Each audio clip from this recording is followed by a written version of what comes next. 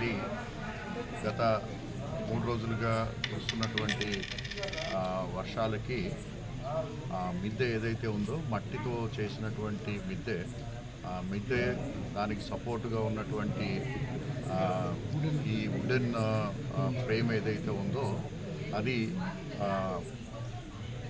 కుంగిపోవటం వల్ల ఈ యొక్క భాగంలో ఉన్నటువంటి ముద్దె కుంగిపోవటము, అలాగే దాంతోపాటు ఒక మూల ఉన్నటువంటి గోడ కూడా కూలిపోవటం జరిగింది.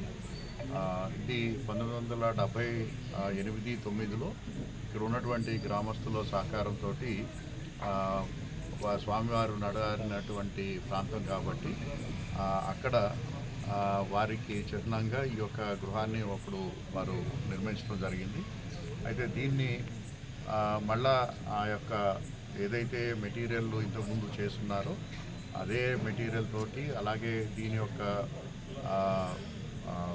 ప్రాశస్త్యాన్ని కాపాడుతూ ఇంటాక్ వారి యొక్క సహకారంతో మళ్ళీ ఇది రాబోయే 4 నెలలు 5 నెలల టైంలో పూర్తిగా రెస్టోర్ చేయించడం జరుగుతుంది. దీనికి సంబంధించి ఇంటాక్ వారి సహకారం తీసుకుంటున్నాం. ఎందుకంటే ఇటువంటి స్ట్రక్చర్స్ని ఎటువంటి అంటే వాటికి ఉన్నటువంటి ఒరిజినాలిటీని ఎక్కడ కూడా దెబ్బతినకుండా మళ్ళా రెస్టోర్ చేయడానికి వాళ్ళకి పూర్తిగా వాళ్ళకి అవగాహన ఉంది. అలాగే దానికి సంబంధించిన టెక్నాలజీ కూడా ఉంది కాబట్టి వారి సహకారం తీసుకుంటున్నాము.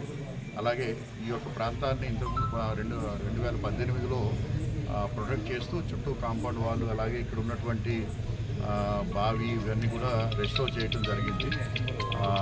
అదే విధానంలో ఈ యొక్క బిల్డింగ్ని కూడా రెస్టోర్ చేయడం జరుగుతుంది.